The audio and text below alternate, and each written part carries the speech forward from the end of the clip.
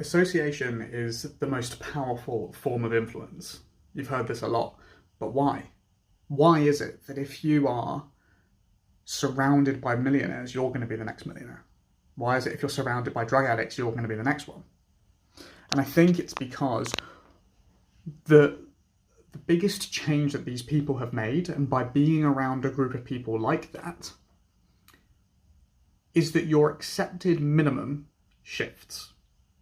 What you deem minimally acceptable decreases or changes or increases, right?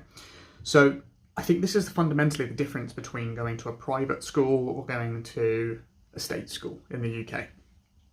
And I was having this conversation with my mum, actually, about she's always seen herself as a high achiever. And when I mentioned scraping through with the bare minimum, she was like, "Oh, you always want to do better than the minimum, though, right?" And then I was thinking, well, it depends, actually, on where that minimum is set. Because thinking back to my schooling, I'm pompous and went into a private school, and the minimum expectation of my private school was 6 Bs or something. But nearly everybody got pretty much straight A's and B's. And it wasn't even consideration that you would not get that. There was only 1 or 2 people out of 130 who even were at risk of not getting the minimum requirement. Now you go and look at average state schools where the minimum requirement is like just passing 4 or 5 exams.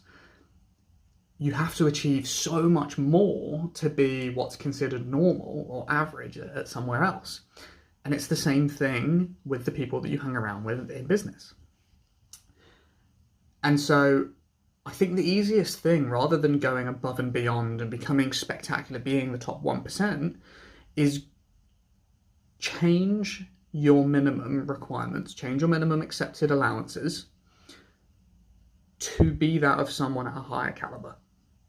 Right? There's an amazing saying where what you don't change, you choose.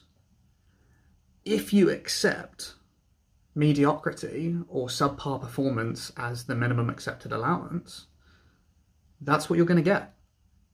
And that's what's going to happen, right? And then you are choosing subpar performance for your employees, for your outcomes, for everything. So change it. There is this fixed cost of life in that no matter what you do, life is painful. It's an inherent feature of existence. But you do have control over the outcome at the end or throughout it. And so if the cost is guaranteed, if the cost is your entire life savings, however much that is to you, but you can change the amount you get for it, wouldn't you want to get a lot? And I think you can do that by choosing to alter your minimum expectations. And I think that happens when you put yourself around people who shift perspective. A brilliant example of this is a friend of mine who's in business, has a gym, was struggling to reach his sales target numbers. So I asked him, I was like, show me your calendar, like how much are you spending per day on ads, how many calls do you have booked, and all this sort of stuff. And it was like 5 to 6 to 7 calls a week, something like that. And I was like, oh, dude, and I opened up mine, and we had 135 calls booked that week.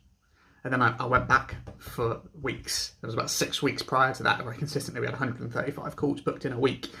And his eyes and his limited belief just exploded. It was like, oh, I get it. We're just not doing enough. That's why we're not getting to where we want to be. And it's funny because, like, put it into perspective, we weren't doing 2 times the work. We weren't doing 10 times the work. We were doing, like, Jesus, what is that? 25 times the work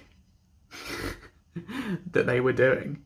And it just puts into perspective what the minimum standard is, will shift the bar on what's possible and what's expected. And it's funny because looking back, and when I talk to people who were at state schools, like my partner at a state school, and we end up in exactly the same place, the amount of effort that we both put in to get the grades that we got were the same.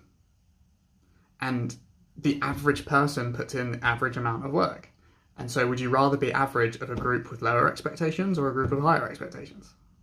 I think that's fundamentally the question that needs to be answered. So there we go.